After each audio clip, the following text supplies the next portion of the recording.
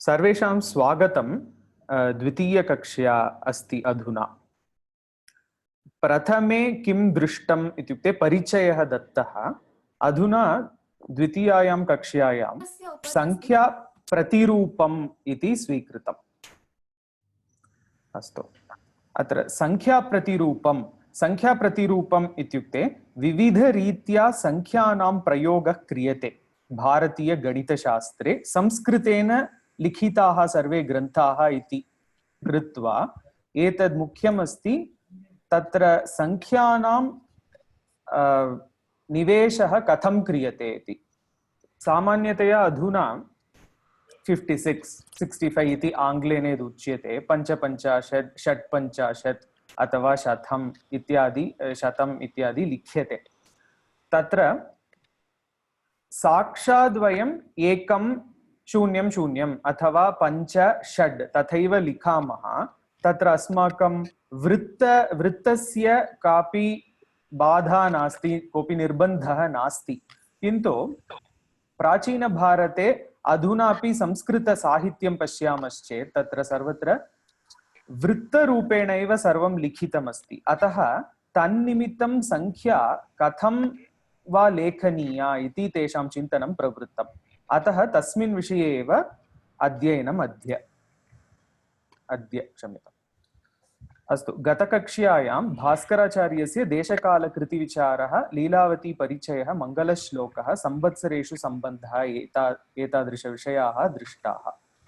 अस्यां कक्ष्यायां मुख्यतया अंशद्वयम् अथवा अंशत्रयं दृश्यते। संख्या प्रतिरूपं, भूतसंख्या, कटपयादि संख्या। अत्र भूतसंख्या मुख्या, कटपयादि संख्या अपि प्रयुज्यते भारतीयगणितशास्त्रे।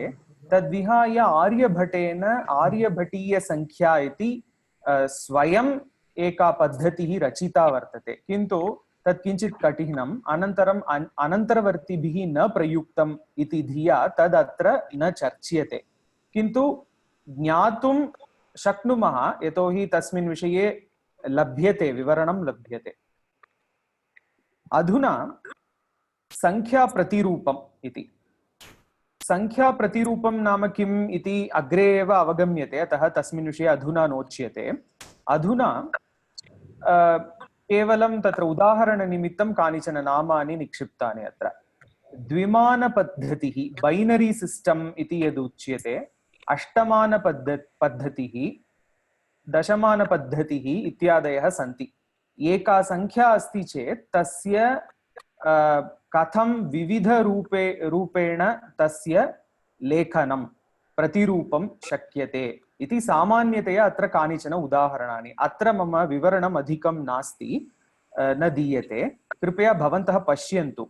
अत्र यथा अत्र 74 इति सामान्यतया यदि लिख्यते, अधुना तु तद् दशमानपद्धतौ लिख्यते इति सामान्य अवगमनं। किन्तु यदि अष्टमानपद्धतौ अस्ति इति अहं वदामि, तर्हि तस्य मूल्यं किम् इत्युक्ते, तत्र प्रथमस्थाने 4 इति संख्या वर्तते, तस्य एकेन गुणनं भवति।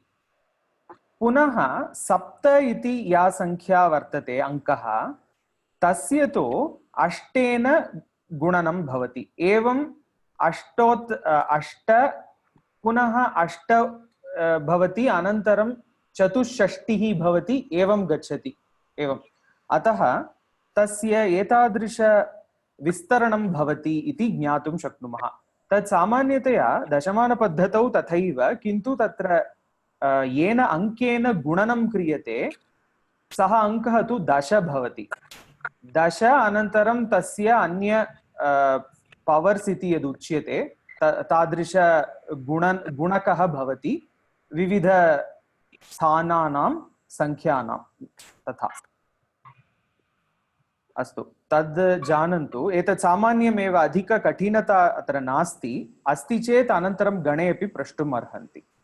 एवमेव 16मानपद्धतिः, अनन्तरं 20मानपद्धतिः, 16 हेक्साडेसिमल् इति मन्ये, अनन्तरं षष्टिमानपद्धतिः इति अस्ति, तद् बेबिलोन्, तत्र एतादृशी पद्धतिः प्रयुक्ता। एतादृशं भिन्नम् अस्ति। अधुना सामान्यतया दशमानपद्धतिः, तदेव डेसिमल् इति उच्यते। अस्तु, सामान्यपरिचयः एव, तत्र अधिकं ज्ञातुं किमपि नास्ति। अनन्तरं संख्याविषये किञ्चित् उच्यते अधुना। संख्याः कुतः आरब्धाः इत्युक्ते प्रप्रथमम् अधुना लब्धाः इत्युक्ते वेदाः एव। तस्मात् पूर्वम् इति केचन किमपि वदेयुः, किन्तु वेदाः एव आदौ आदिमवाङ्मयम् इति अधुना लभ्यन्ते। अतः तत्र विविधसङ्ख्यानाम् उल्लेखः वर्तते। तत्र केवलम् उदाहरणनिमित्तम् एकम् उक्तम्। अत्र 3,000,3,000,000 अग्निं 30 देवा नवचासपर्यन् इति आगच्छति। तत्र 39,300 इति 3339 इति या संख्या अत्र लिखिता, तस्याः उल्लेखः एवं शब्दैः क्रियते। 300 इति प्रथमं तु 100 लिखितम्, अनन्तरं 3,000 इति अनन्तरं 3,000 लिखितं। 30 देवा 9, 30 इति 30 अनन्तरं 9 इति आहत्य तत् सङ्कलनं कर्तव्यम्। अडिटिव् इति यदुच्यते, सङ्कलनं कृत्वा इयं संख्या इति अस्माकं ज्ञानं भवति। अत्र विशिष्य अस्याः संख्यायाः महत्त्वं बहु वर्तते। तस्मिन् विषये अधुना चर्चा न क्रियते। तत्र दर्शपूर्णमासवेदी इति अस्ति, तत्र विविध यज्ञवेदी, तत्र वेदी चतुष्टयम् अस्ति। तत्र वेदित्रयं भिन्नं, तत्र अग्निकार्यं क्रियते। चतुर्थः अस्ति कश्चन वेदी, तत्र तु अग्निकार्यं न क्रियते। तत्र अस्य संख्यायाः मुख्यत्वं वर्तते। अतः अधुना तत्र विवरणं न दीयते, किन्तु कदाचित् तत्र तत्सम्बद्धं शोधपत्रम् अहं प्रेषयिष्यामि गणे अपि। तद् बहु मुख्यमपि अस्ति।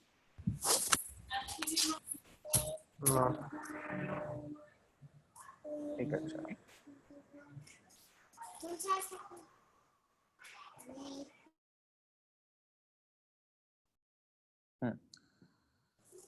अत्र 3339 इति या संख्या वर्तते, तत्र तस्य दशमानपद्धतौ लिखितम् इति वक्तुं न शक्नुमः, किन्तु तत्र संख्या अस्ति, एतादृश्यः संख्याः आसन्, तावदेव वक्तुम् इदम् उदाहरणम्। अत्र दशगुणोत्तरसंज्ञाः सन्ति, इत्युक्ते 10, 100, 1000 इत्यादयः।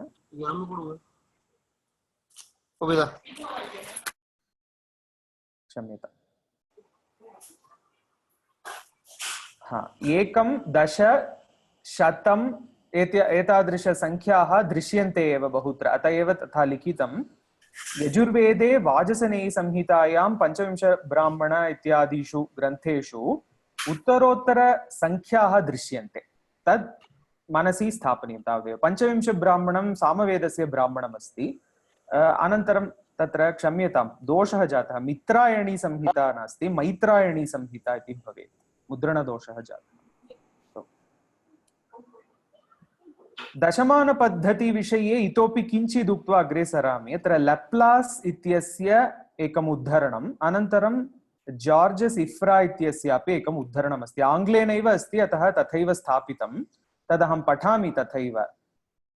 लप्लास् वदति, "It is India that gave us the ingenious method of expressing all numbers by means of 10 symbols, each symbol receiving a value of position as well as absolute value."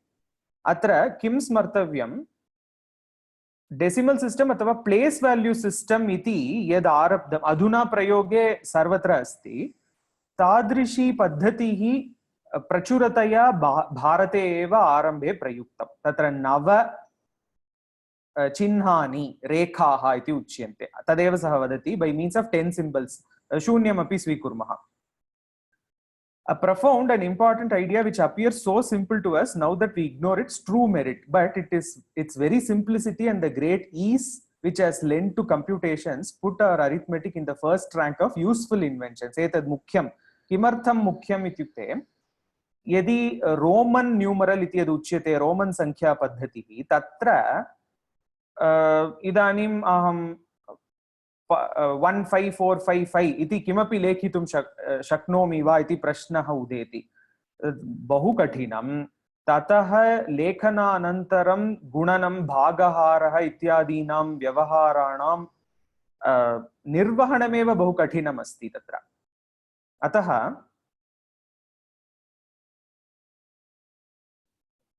अत्र अयम् अन्यदपि एकं विषयं वदति we shall appreciate the grandeur of the achievement the more when we remember that it escaped the genius of Archimedes and Apollonius, two greatest men of antiquity. इति इत्युक्ते पाश्चात्यैः न आविष्कृतम् अस्माभिः आविष्कृतम् इति अनन्तरं जॉर्ज सिफ्रा इति यूनिवर्सल हिस्ट्री ऑफ नंबर्स तत्रापि सः लिखति real inventors of this fundamental discovery, which is no less important than such feats as mastery of fire, development of agriculture, or invention of the wheel. Atra pashyato, writing or the steam engine were the mathematicians and astronomers of Indian civilization, scholars who, unlike the Greeks, were concerned with practical applications and who were motivated by a kind of passion for both numbers and numerical calculation. अतः सोपि वदति सः संशोधकः तस्य पुस्तकम् अस्ति मम समीपे सः अपि स्पष्टतया तत्र सर्वं संशोधनं कृत्वा वदति इतः एव दशमानपद्धतिः तादृशी पद्धतिः सर्वत्र प्रसृता इति तद् मुख्यम् अत्र दशमानपद्धतिः इति स्वीकृतम् अधुना अस्माभिः पूर्वम् अपि एकम् एवं दृश्यते लप्लास् तु पूर्वकालीनः किञ्चित् पूर्वम् आसीत् सः तस्यापि अनन्तरं जॉर्ज सिफ्रा तस्य पुस्तकं पश्यन्तु सम्यक् अस्ति अनन्तरम् अग्रे सरामः दशमानपद्धतिः अङ्कस्थानानि अत्र एतद् स्पष्टं 2012-13 किमपि भवतु अथवा 2072 किमपि भवतु अत्र सहस्रस्थाने या संख्या विद्यते तस्याः संख्यायाः अथवा अङ्कस्य सहस्रम् इति द्विसहस्रम् इति अस्य अर्थः अत्र समाना संख्या यदि एकस्थाने अस्ति तर्हि तस्याः मूल्यं केवलं द्वौ अथवा द्वयं तावदेव अस्ति अत्र द्विसहस्रम् अस्ति अतः विविध गणित प्रक्रिया निमित्तम् इदम् अतीव सुकरम् अस्ति अन्यत् यत्किमपि स्वीकुर्मः तावत् सुकरं नास्ति तत्र अस्तु तद् मुख्यं मनसि निधाय अत्र इयं पद्धतिः कथं लोकविख्याता जाता इति यदि चिन्तयामः तत्तु अतीव प्राचीनकाले एव दृश्यते उदाहरणं पतञ्जलि योगसूत्रम् अस्ति तस्य व्यासभाष्यं प्रसिद्धं व्यासभाष्ये सः लिखति व्यासस्य कालः कदा इति न ज्ञायते सः तु प्रायः महाभारतव्यासः न स्यात् अनन्तरकालीन कश्चन व्यासः किन्तु तदपि प्राचीनमेव यथैका रेखा शतस्थाने शतं दशस्थाने दश एका च एकस्थाने इति सः लिखति इत्युक्ते एते सर्वे इतोपि एकम् उदाहरणं पठामि आदिशङ्कराचार्यस्य ब्रह्मसूत्रभाष्यमस्ति एतेषाम् उदाहरणानि कथं सन्ति इत्युक्ते उदाहरणात् किं जानीमः इत्युक्ते एतादृश दशमानपद्धतिः यथा अस्ति तथा अन्य कोऽपि विषयः अस्ति अन्यः कोऽपि विषयः अस्ति इति उदाहरन्ति इत्युक्ते दशमानपद्धतिः अतीव सरला सर्वैः ज्ञाता स्यात् यदि तथा अस्ति चेदेव यथा तादृशी पद्धतिः अस्ति तथा अन्य कोऽपि विषयः अन्य इति वक्तुं शक्यते खलु अतः तद् मुख्यमस्ति आदिशङ्कराचार्यस्य ब्रह्मसूत्रभाष्ये किम् अस्ति इत्युक्ते तदपि अतीव स्वारस्यमस्ति यथा एकोऽपि सन् देवदत्तः लोके स्वरूपं सम्बन्धिरूपं च अपेक्ष्य अनेकशब्दप्रत्ययभाग् भवति मनुष्यः, ब्राह्मणः, श्रोत्रियः, वदान्यः, बालः, युवा, स्थविरः इत्यादि, पिता, पुत्रः, पौत्रः, भ्राता इत्यादि विविध भूमिकाः सन्ति तस्य।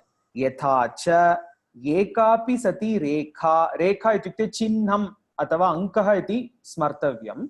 स्थानान्यत्वेन, स्थान अन्यत्वेन, विविधस्थानैः यदि स्थाप्यते इति अर्थः। स्थानान्यत्वेन निविशमाना एकदशशतसहस्रादि शब्दप्रत्ययभेदम् अनुभवति तथा सम्बन्धिनोरेव इति अग्रे तस्य किमपि लिखति सः।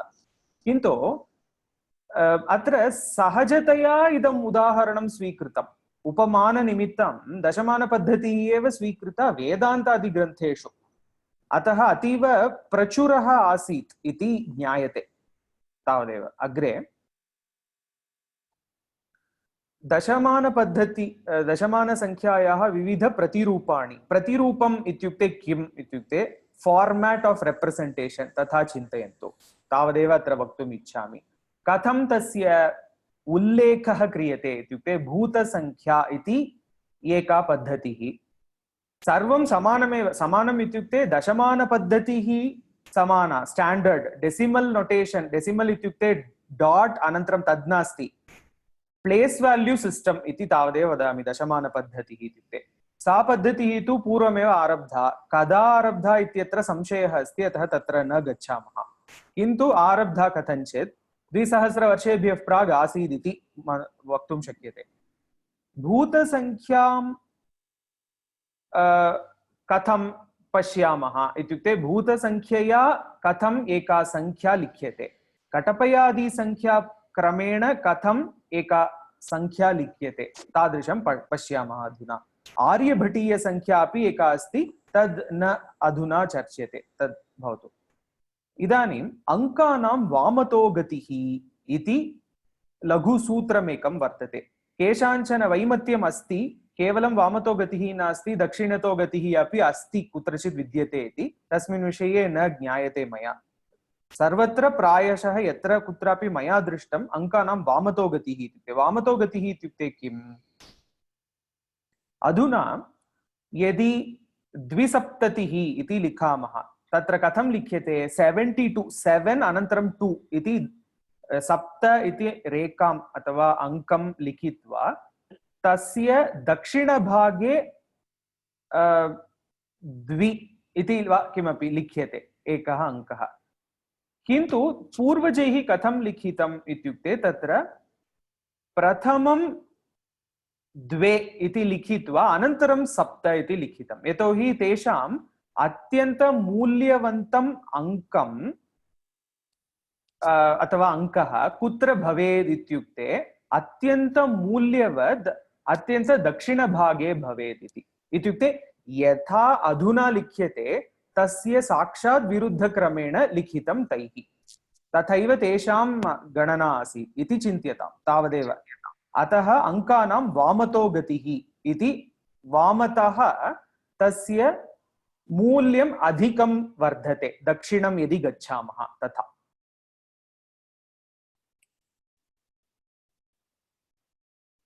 एतत् तदेव उक्तम्। अत्र भूतसङ्ख्या प्रथमम्। अत्र अधुना किं द्रष्टव्यं? भूतसङ्ख्या द्रष्टव्या, कटपयादिसङ्ख्या द्रष्टव्या। आर्यभटीयसङ्ख्या तु न चर्च्यते। अस्तु। भूतसङ्ख्या। आबहोः कालात् भारते भूतसङ्ख्या प्रसिद्धा। श्रुतिस्मृत्याधारिततत्त्वानि, एतत् मनसि सम्यक् स्थापयन्तु। श्रुतिस्मृत्याधारिततत्त्वानि प्राकृतिकवस्तूनि च अवलम्ब्य संख्यावाचकशब्दाः अत्र उपयुज्यन्ते। उदाहरणानि मया इदानीं सद्यः एव बहूनि उदाहरणानि सन्ति, तत्र कानिचन प्रदर्श्यन्ते, अतः तद् अधिककठिनम् इति किमपि नास्ति अत्र। भूमिः एकम् उदाहरणं ददामि। भूमिः इत्युक्ते भूः अथवा भूमिः अथवा तस्य पर्यायपदानि। भूमिः कति सन्ति अथवा अस्ति, अस्ति, एका, एका एव, एकम् इति मन्तव्यम्। अनन्तरम् आकाशः इति पदं शून्यम् इति। इत्युक्ते भूमिः इति यत्र कुत्रापि लिख्यते चेत् तत्र एकम् इति अङ्कः। अङ्कः संख्या समानं, तद् मनसि स्थापयन्तु। अङ्कः इत्युक्ते संख्या, संख्या इत्युक्ते अङ्कः। अत्र दशमानपद्धतिः तु आद्रियते। तत्र भूतसंख्यायां भूमिः इति यदि कुत्रापि लिख्यते तत्र मूल्यम् एकम् इति भवति। आकाशः इति कुत्रचित् लिख्यते चेत् तत्र शून्यम् इति स्वीकर्तव्यम्। ऋषिः इति कुत्रचित् आगच्छति चेत् सप्त इति स्वीकर्तव्यम्। किमर्थं सप्त? सप्त ऋषयः सन्ति प्रसिद्धाः, अतः ऋषिः इति एव लिख्यते, किन्तु तत्र सप्त इति अस्माभिः मन्तव्यम्। भूतसंख्यायाः नामकारणं लिखितं, तदनन्तरम् आगच्छामि। एकम् उदाहरणं ददामि। एकम् उदाहरणम् अत्र ख गुण कर आदि इति एकम् उदाहरणम्, अथवा तस्य अपेक्षया एतत् सुलभं भवेत्। ख लोक कर्णचन्द्र इति यदि अहं लिखामि, कुत्रापि लिखामि, तर्हि तस्य कः अर्थः इत्युक्ते खम् इत्युक्ते आकाशः, शून्यम् इति अर्थः। लोकः इति अस्ति। लोकः यद्यपि 14 लोकः भवितुम् अर्हति, 14 इति भवितुम् अर्हति, किन्तु त्रिलोकः इति उच्यते खलु, अतः लोकः आगच्छति चेत् 3 इति संख्या अङ्कः स्वीक्रियते। कर्णः, कर्णद्वयम् अस्ति, अतः एतत् तु पूर्वं यदस्ति तस्मिन् विषये ख गुण कर आदि इत्यस्मिन् विषये अत्र लिखितं। समाना संख्या अत्रापि अस्ति। ख इत्युक्ते शून्यं, लोकः इत्युक्ते 3, कर्णः कर्णद्वयम् अस्ति, अतः 2, चन्द्रः इत्युक्ते एक एव चन्द्रः अस्ति, अतः एकम् इति। अतः 0, 3, 2, 1 इति लिखित्वा अङ्कानां वामतो गतिः इति मया सूचितम्। अङ्कानां वामतो गतिः इत्युक्ते एवं विरुद्धक्रमेण स्वीकर्तव्यं। यदि अधुना यथा अस्माभिः लिख्यते तथा लेखनीयं चेत् अत्र 30,200 इति इयं संख्या आगच्छति। अतः इयं संख्या कथं लिखिता इत्युक्ते खलोक कर्णचन्द्र इति लिखिता। अत्र यदि ख इति न लेखनीयम् इति कस्माच्चित् कारणात् चिन्त्यते, तर्हि तत्र आकाश इति लेखितुं शक्यते। आकाशलोक कर्णचन्द्रः समाना संख्या। आकाशलोक कर्ण इन्दुः कर्णेन्दुः समाना संख्या। अतः प्रत्येकस्य विविध पर्यायपदानि स्युः, तत्तत् अत्र प्रयोक्तुं शक्यते इति सामान्यम् एकम् उदाहरणं। तत् पुनः अत्र एव आगच्छामः। इदानीं भूतसंख्या इति किमर्थं नाम, भूतं भूसत्तायाम् इति धातुतः एव क्तरूपं च असौ संख्या, भूतं च असौ संख्या च इति भूतसंख्या। भूतम् इत्युक्ते यद्यद् लोके दृश्यमानम् अस्ति तत् सर्वं भूतम् इति परिगण्यते। किन्तु तर्हि अहं मम स्वकपोलकल्पितपदार्थम् एकं लिखित्वा तदपि भूतसंख्या एव इति अहं यदि वक्तुं शक्नोमि वा इति चेत् तथा नास्ति। काचित् मर्यादा वर्तते तत्र। शास्त्रसम्मतं किम् अस्ति, सामान्यतया शिष्टप्रयोगः कीदृशः अस्ति, पुराणतत्त्वानि कीदृशानि सन्ति, सामान्यलोके किं प्रयोगे अस्ति, ये पठितारः सन्ति तैः किम् अवगम्यते, एतत् सर्वं मनसि निधाय एव भूतसंख्या लेखनीया। स्वकपोलकल्पितं किमपि लिखित्वा तदेव मम सा पद्धतिः, सा एव विवक्षा इति वदामश्चेत् अस्माकमेव हानिः भवति। अतः एतद् मनसि स्थापयित्वा इदानीं कथं तस्य प्रारूपम् इति पश्यामः। शून्यं किम्, आकाशः अथवा खं, व्योम अथवा तस्य पर्यायपदानि सन्ति चेत् शून्यम् इति। रन्ध्रमपि शून्यम् इति। वियत् पुनः आकाशः, ब्रह्म परब्रह्म, अनन्तरम् अम्बरं पुनः आकाशवत्। अतः एतादृश पदानि अथवा आकाशस्य अन्य पर्यायपदानि आगच्छन्ति चेत् शून्यं। पुनः चन्द्रः, इन्दुः, भूमिः इत्यादयः शब्दाः आगच्छन्ति चेत् एकम्। आदिः अपि एकम् इति प्रयुज्यते। अत्र सर्वेषां कारणम् अहं स्वयं न जानामि, अतः तत् स्पष्टतया अहमेव वदामि, किन्तु बहूनां ज्ञायते। अत्र नेत्रं तु द्वे, अक्षी पुनः नेत्रमेव, पक्षः पक्षद्वयमस्ति, कृष्णपक्षः शुक्लपक्षः इति स्वीकर्तुं शक्यते। तत्रापि द्वे, यमौ, यमौ इत्युक्ते एव युगलम्, अतः द्वे। त्रीणि कुतः आगच्छति? रामः, कथं रामः त्रीणि इति वक्तुं शक्नुमः? सामान्यतया लोके परशुरामः अनन्तरं बलरामः, तस्मात् पूर्वं रामचन्द्रः, दाशरथिः, रामः इति रामत्रयं प्रसिद्धाः। अतः रामः क्षम्यतां, रामः इत्युक्ते त्रीणि। गुणः तु त्रीणि स्पष्टं, सत्त्वरजस्तमो गुणाः तमांसि। अनन्तरम् अग्निः अपि त्रीणि, कथम्? आहवनीयं, गार्हपत्यं, दक्षिणाग्निः इति अग्नित्रयं कर्मसु प्रसिद्धम्। पुरः अहं चिन्तयामि त्रिपुरः, त्रिपुरारिः इति शिवस्य नाम, अत एव पुरः त्रीणि इति भवेत्। लोकः त्रीणि। अनन्तरं ग्रामः त्रीणि इति अधुना दृष्टं। ग्रामः किमर्थं त्रीणि इत्युक्ते, भरतस्य नाट्यशास्त्रे, सङ्गीतशास्त्रे वयं पश्यामश्चेत् तत्र षड्जग्रामः, मध्यमग्रामः, गान्धारग्रामः इति स्वरसमूहः ग्रामः इति सः अवदत्। ग्रामत्रयम् आसीत् पूर्वं। वास्तविकं किम् इत्युक्ते षड्जग्रामं ग्रामः, मध्यमग्रामः, ग्रामद्वयमेव आसीत्, किन्तु गान्धारग्रामः अपि कुत्रचित् लिख्यते, अतः ग्रामः इत्युक्ते त्रीणि इति। वेदः चत्वारि, तत् स्पष्टं, चत्वारः वेदाः सन्ति, अतः वेदः चत्वारि। आश्रमाः अपि ब्रह्मचर्यादयः चत्वारः आश्रमाः सन्ति। ब्राह्मणादयः वर्णाः अपि चत्वारः वर्णाः इति, किन्तु संख्या चत्वारि। उपायः चत्वारि इति, तद् सामदानभेददण्ड इत्यादि। अस्तु, अनन्तरम् अब्धिः इत्युक्ते सागरः। पुराणदृष्ट्या चत्वारः सागराः सन्ति इति, अतः अब्धिः अपि चत्वारि। चत्वारः युगाः सन्ति, अतः तदपि। पञ्च एवं बाणः, मन्मथस्य पञ्चबाणाः सन्ति इति। बाणः इति कुत्रापि लिख्यते चेत् पञ्च इति स्वीकर्तव्यम्।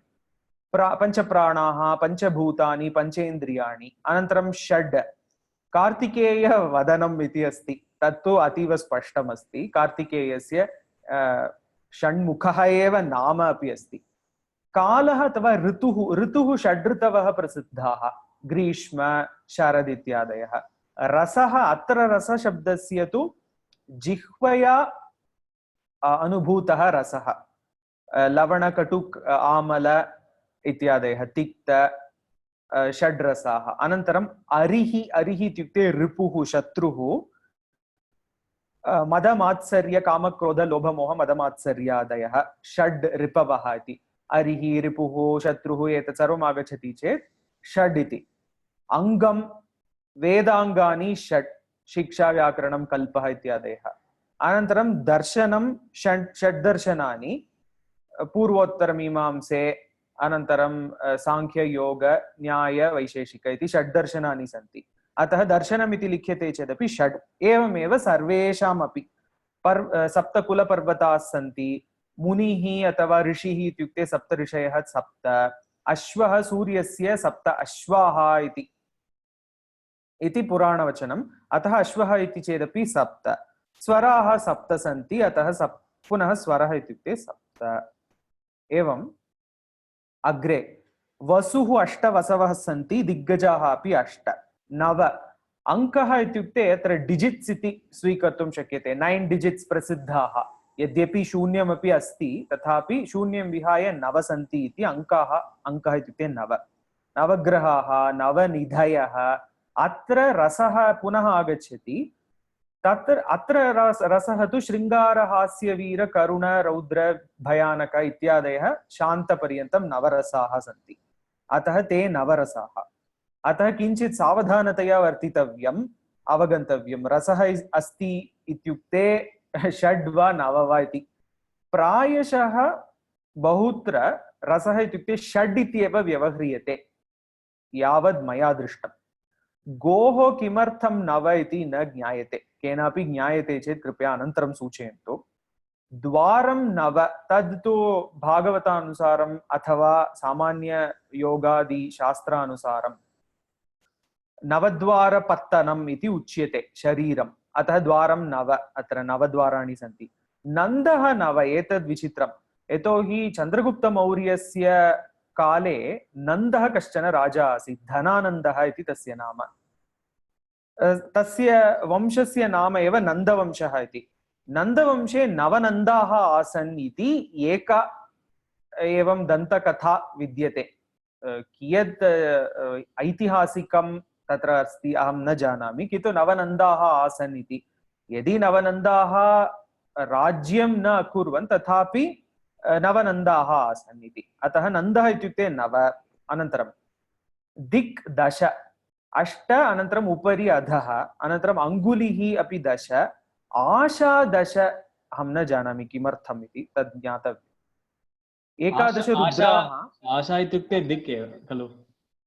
आशा इत्युक्ते दिक्, ओ अस्तु, ओहो तद् मया न ज्ञातम्। ओ अस्तु, मया आशा इत्युक्ते आकाङ्क्षा तथा किमपि चिन्तितम्। अमरकोशे श्लोकः वर्तते, आशा इत्युक्ते दिक् एव। अस्तु अस्तु, धन्यवादः, क्षम्यताम्। अतः तद् अत्र एतद् वक्तव्यमस्ति, केवलम् उदाहरणनिमित्तं कानिचन पदानि अत्र मया स्थापितानि।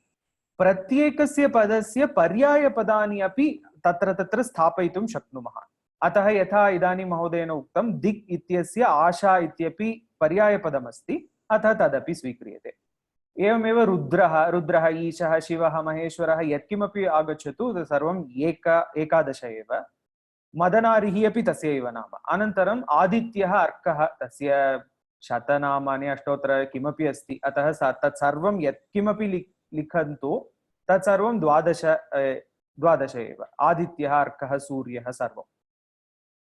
विश्वे देवाः किमर्थं त्रयोदश इति मम चर्चा अधुना जाता कुत्रचित्, किन्तु स्पष्टता नास्ति। विश्वे देवाः अथवा विश्वे इति त्रयोदश इति अस्ति कुत्रचित् प्रयोगः।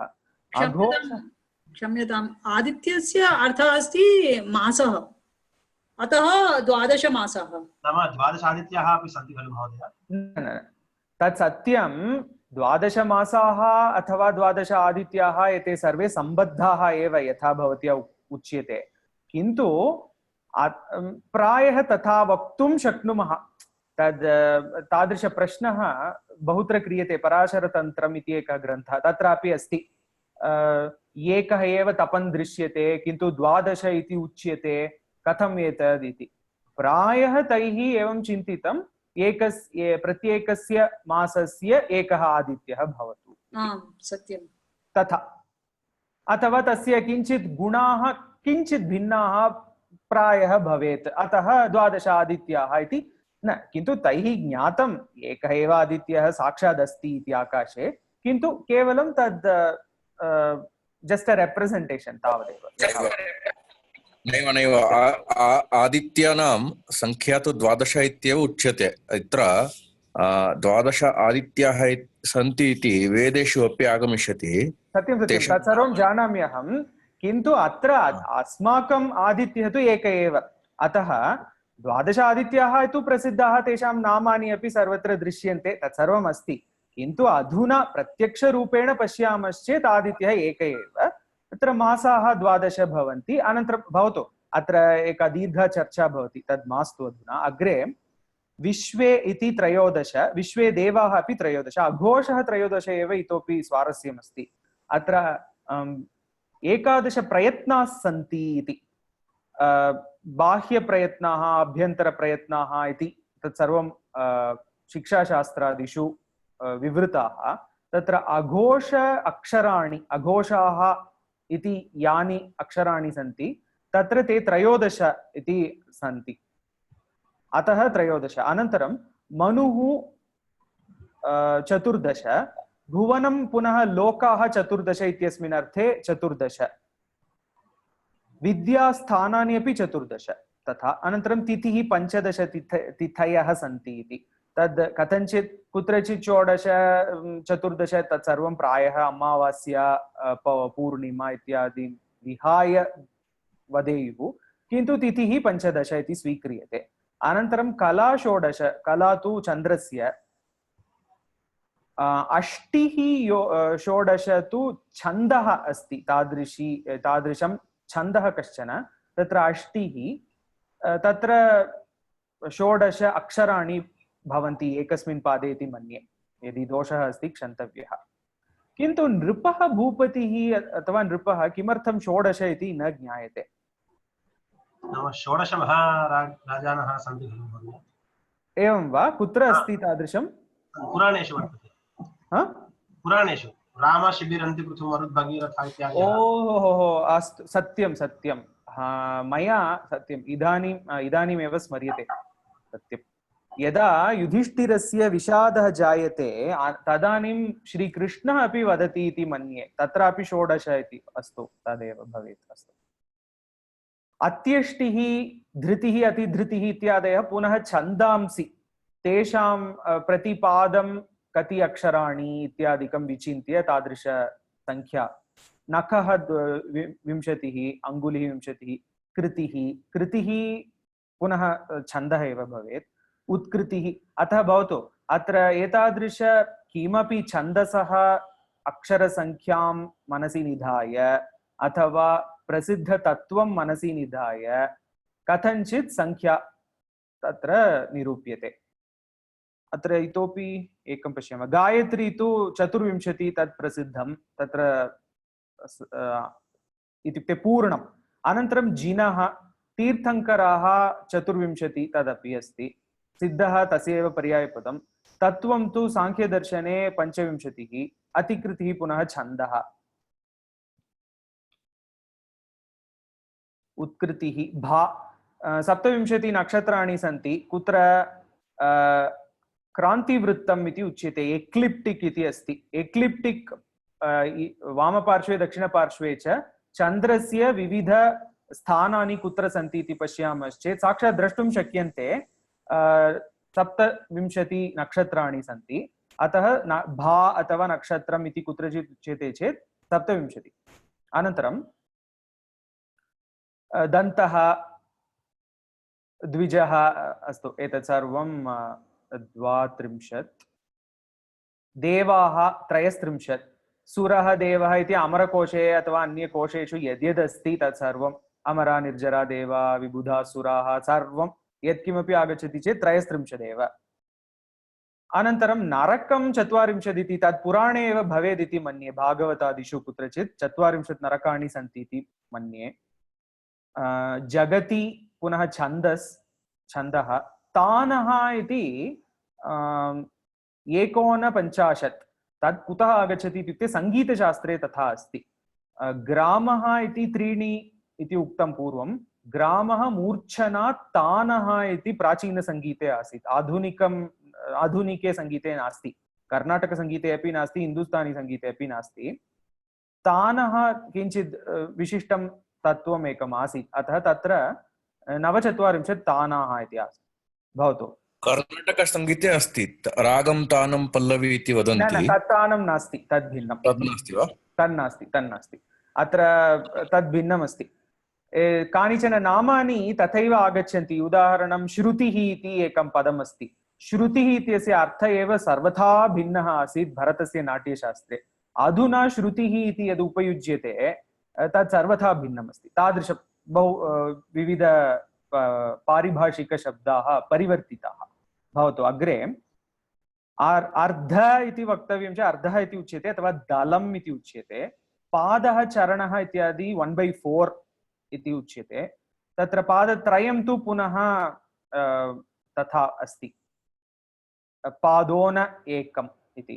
अनन्तरं नवमलवः, दशमलवः इत्यादि। लवः इत्युक्ते कश्चन लघुभागः इति, नवमलवः इत्युक्ते 1/9 इति। दशमलवः 1/10, 1/10 इति यथा वक्तव्यं, दशमलवः, दशमभागः इत्यादि उच्यते। 63 भागः इति, एतद् मनसि स्थापने। 63 भागः, नवमलवः इत्यादिषु भूतसंख्या इति किमपि नास्ति, साक्षादेव उच्यते। किन्तु केवलं तथापि संख्यानां लेखनम् अस्ति इति वक्तुम् एतद् उक्तं तावदेव। व्यङ्ग्रिः किमस्ति? तद् अहं न जानामि, तद् अहं चिन्तयामि वि अङ्घ्रिः इति भवेत्। वि अङ्घ्रिः इत्युक्ते एकः अङ्घ्रिः वियुक्तः इति, एकः अङ्घ्रिः नास्ति इति, इत्युक्ते एकं ततः एकः अङ्घ्रिः वियुज्यते, सो 1 - 1/4 इत्युक्ते 3/4 आगच्छति खलु, तथा भवेत् इति। अङ्घ्रिः किम्? अङ्घ्रिः इत्युक्ते पादः एव। पादः, अङ्घ्रिः इत्युक्ते पादः खलु, तद् व्यङ्घ्रिः 3/4 एव। अस्तु अस्तु अस्तु, धन्यवादः। अङ्घ्रिः इत्युक्ते पादः, तत् सामान्यं। तत्र वियोगः अस्ति इति एतादृश विचित्र किमपि उल्लेखः बहुत्र अस्ति। अग्रे भूतसंख्यापर्यन्तम् अधुना क्रियते, इतोपि बहु कटपयादिसंख्याविषये अपि वक्तव्यम् इति आसीत्, समय अभावात् अहं केवलं भूतसंख्यापर्यन्तं समापयामि अद्य। अत्र इदम् उदाहरणं पूर्वमेव प्रदर्शितम्। इदानीं 30,200 इति संख्या वर्तते।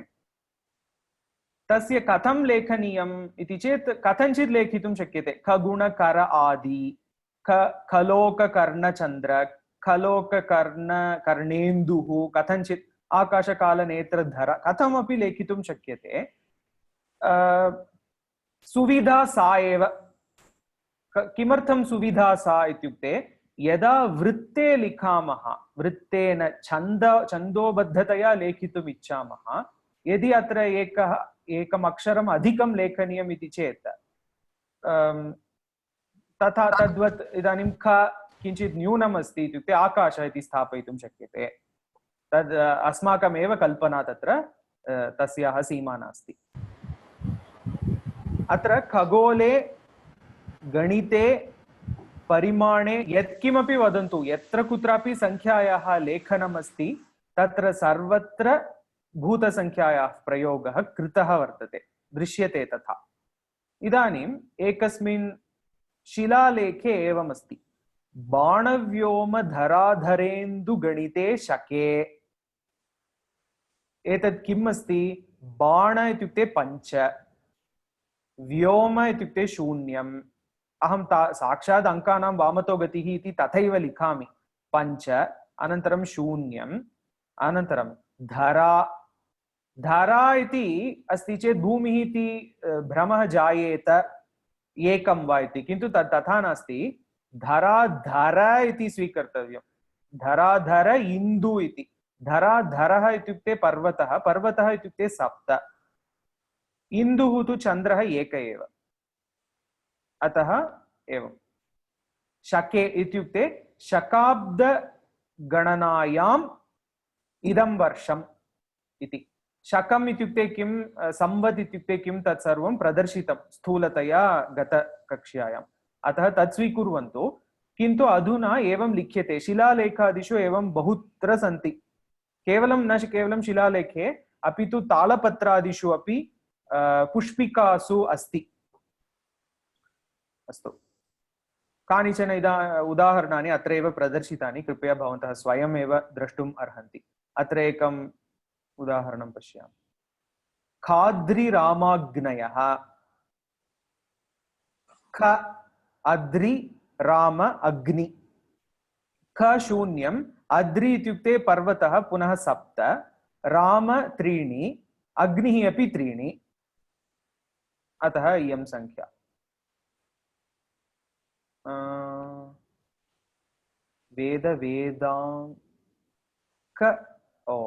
वेदाङ्कचान्द्राः, चन्द्राः इति भवेत् मुद्रणदोषः। वेद इत्युक्ते 4, वेद इत्युक्ते 4, अङ्क इत्युक्ते 9, चन्द्रः इत्युक्ते 1, तथा स्वयं द्रष्टुं शक्नुवन्ति। अङ्कानां वामतो गतिः इति सर्वदा स्थापनीयं मनसि। इतोपि एकम् उदाहरणं भवतु, एतत् पश्यन्तु स्वयं। क्रियाक्रमकरी इति एका व्याख्या अस्ति लीलावत्याः इति मया पूर्वम् उक्तम्। तस्यां माधवाचार्यः पै वैल्यू वदति। कथं वदति इति चेत् एवमस्ति। माधवाचार्यः पुनः अतः अपि अतोऽप्यासन्नतमां परिधिसङ्ख्याम् उक्तवान् इति उल्लेखः अस्ति। विबुधनेत्र गजाहि हुताशन त्रिगुणवेद भवारण बाहवः नवनिखर्वमिते वृति विस्तरे परिधिमानमिदं जगदुर्बुधाः इति तावदेव वदति। एकेन श्लोकेन किं वदति? विबुध इत्युक्ते मनसि स्थापयामः। विबुधासुराः इति देवाः, अतः विबुध इत्युक्ते 33 अत्र लिखितं मया 33। नेत्र इत्युक्ते 2, गज अहि हुताशन, गज अष्टदिग्गजाः 8, अहि अष्टदिङ् नागाः नागाः अपि 8 इति उच्यते। हुताशन इत्युक्ते अग्नि। त्रिगुण, अत्र विचित्रं किम् अस्ति, अत्र केवलं 3 इति संख्या भूतसंख्या नास्ति, साक्षात् संख्या अस्ति, अतः 3 अत्र। गुण इत्युक्ते पुनः 3। अनन्तरं वेद भवारण बाहवः, वेद इत्युक्ते 4, भ इत्युक्ते नक्षत्रं भा 27, बाहवः तत्तु द्वन्द्वः कृतः अतः बहुवचने अस्ति, किन्तु बाहु इत्युक्ते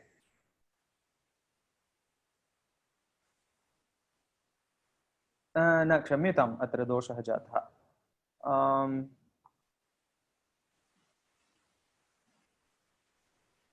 अत्र 8 न भवेत् इति मन्ये, तत्र दोषः अस्ति। अस्तु, क्षम्यतां, भवारण अस्ति, क्षम्यतां।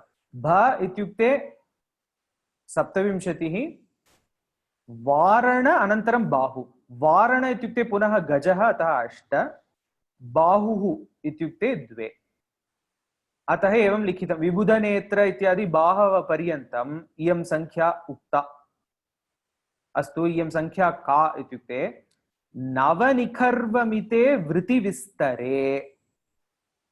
निखर्व इत्युक्ते किम् इति अग्रे आगच्छति, अहं प्रदर्शयामि, लीलावत्यामपि अस्ति।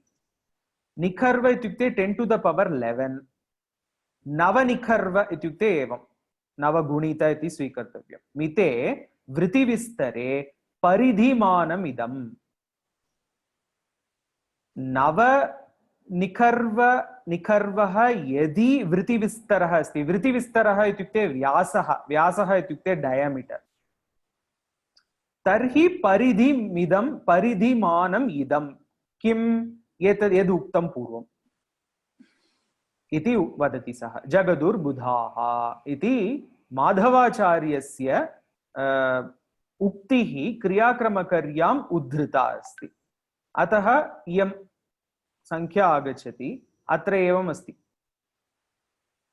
पै एव खलु, अत्र यदि परिधिः व्यासः, तयोः रेशियो इति यद् उच्यते। अधुना कानिचन पदानि अहम् आङ्ग्लेन वदामि, गच्छता कालेन तानि पदानि अपि संस्कृतेन एव प्रयुञ्ज्महे, यतोहि अस्माकं ज्ञानं ततः वर्धेत। इदानीं रेशियो इति यदस्ति तस्य इयं संख्या आयाति। अत्र वयं पश्यामश्चेत् एतद् 11मस्थानपर्यन्तं तुल्यमस्ति, इतः परम् अत्र दोषः अस्ति। एतत् कथम् एतेन आविष्कृतम् इति दीर्घा कथा वर्तते, तद् मास्तु अधुना। अतः एतत्, किन्तु अत्र मुख्यं विषयम् अधिकृत्य वयं पश्यामश्चेत् अत्र भूतसंख्याविषये उच्यते तावदेव। अतः भूतसंख्यां प्रयुज्य कथम् एकेनैव श्लोकेन एतादृशं लिखितम् एतेन इति तावदेव। अस्तु, अन्तिमम् अस्ति भूतसंख्यायाः, अनन्तरं कटपयादि। भास्कराचार्यस्य कालः, भवन्तः एतत् पश्यन्तु, भास्कराचार्यः स्वयं वदति रसगुणपूर्णमही समशकनृपसमये। शकनृपसमये इत्युक्ते शकाब्दम् इति स्वीकर्तव्यम्। रसगुणपूर्णमही सम इति वदति। रसः इत्युक्ते षड्, गुण इत्युक्ते त्रीणि, अस्तु, पूर्णम् इत्युक्ते एकं नास्ति, शून्यं। ब्रह्म, पूर्णम्, आकाशः, खं तत्सर्वं शून्यं। महि इत्युक्ते भूमिः एकम्, अतः एकं शून्यं त्रीणि षड् 1036 इति शकवर्षे भवति। तस्य यदि क्रैस्तवशकाब्दे पश्यामः चेत् 1114 इति भवति भास्कराचार्यस्य। किं वदति? सम शकनृपसमये अभवन् ममोत्पत्तिः, तस्य जन्म वर्षं वदति। पुनः रसगुणवर्षेण मया सिद्धान्तशिरोमणिः रचितः। रसगुणवर्षेण, रस इत्युक्ते षड्, गुण इत्युक्ते त्रीणि, अतः 36 वयसि अथवा 36तमे वयसि तथा भवतु, 36तमे वयसि मया सिद्धान्तशिरोमणिः रचितः इति सः लिखति। अतः साक्षात् तस्य श्लोके एव सुष्ठु प्रयुक्ता भूतसंख्या। अस्तु, तद् भवन्तः एकवारं पश्यन्तु। अनन्तरं तत्र गणे शार्दूलविक्रीडितस्य लक्षणम् उच्यताम् इति पृष्टं कयापि। तत्सर्वं वक्तुम् अत्र समयः नास्ति, अतः केवलं लक्षणम् अत्र लिखितं, कृपया भवन्तः परिशीलयन्तु। तत्र किमर्थं तद् लिखितम् इत्युक्ते अत्र भूतसंख्या अस्ति इति मनसि निधाय तद् लिखितं। सूर्याश्वैर्मसजस्तताः सगुरवः शार्दूलविक्रीडितम् इति तस्य लक्षणं। विविधरीत्या लक्षणानि भवितुम् अर्हन्ति, यतोहि तत्र गङ्गादासस्य ग्रन्थे एकया रीत्या लिख्यते, वृत्तरत्नाकरे अन्यया रीत्या लिख्यते। तत्सर्वं कर्तुं शक्यते, यतोहि वृत्ते खेलनमेव तेषां कार्यमासीत् पूर्वम्। अतः अत्र सामान्यतया किम् उच्यते? मसजस्तताः सगुरवः इति, इत्युक्ते मगण सगण जगण तगण तगण अनन्तरं गुरुः इति।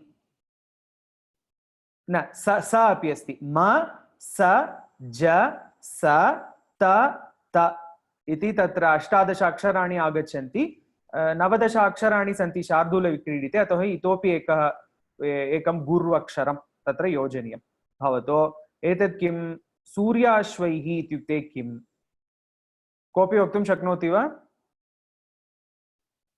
सूर्यः इत्युक्ते 12 खलु? सम्यक्। अश्व इत्युक्ते किम्? सप्त। अतः तत्र किम् अस्ति? 12 7 इत्युक्ते किम् अस्ति शार्दूलविक्रीडिते? 712 नास्ति, केवलं 12 अनन्तरं 7 तावदेव उक्तं। 19 सत्यम्, आहत्य 19। किन्तु किमर्थं सूर्य अश्वैः इत्येव उक्तम् इत्युक्ते यतिस्थानं द्योतयितुं। यति इत्युक्ते पास्।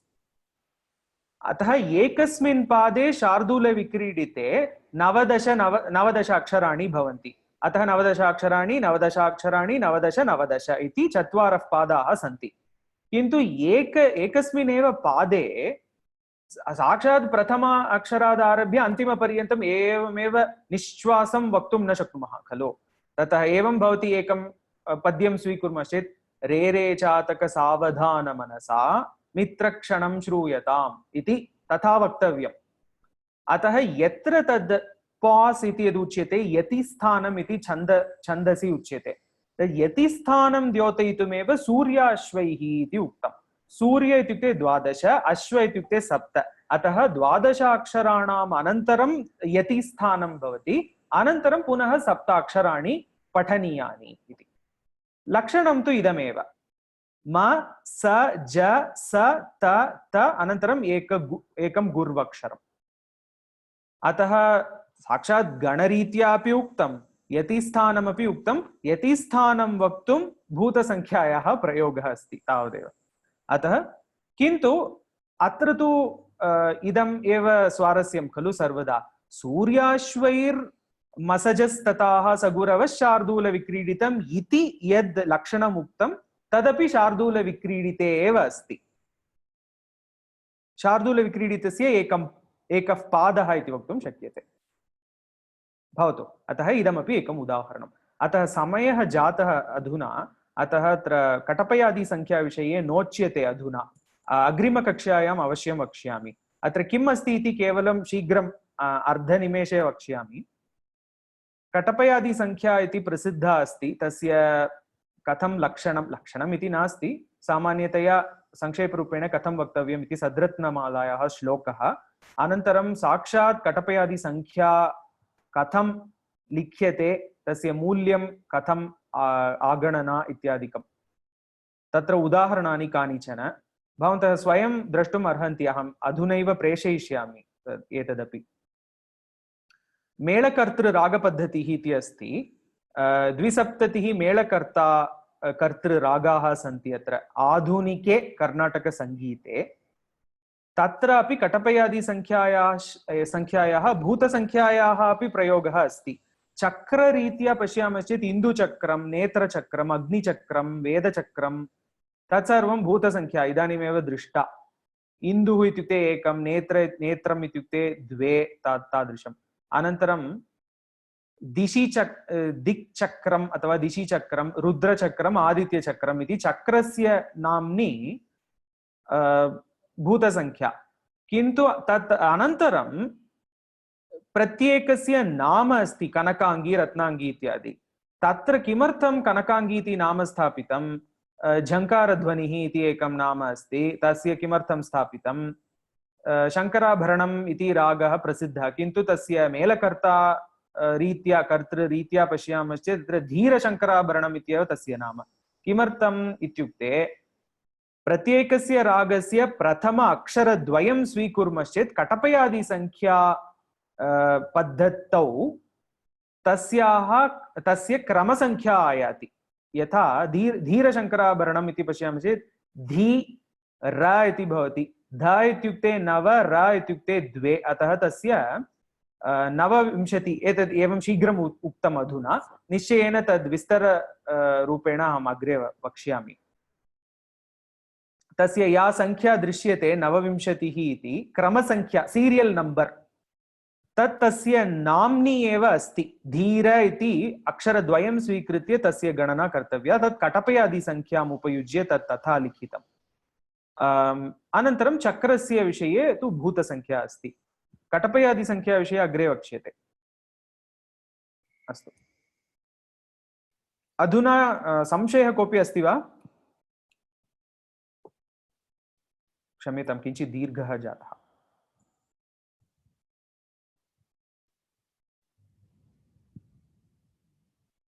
अभ्यासार्थं किं एक्सर्सैजस् दीयन्ते वा इति?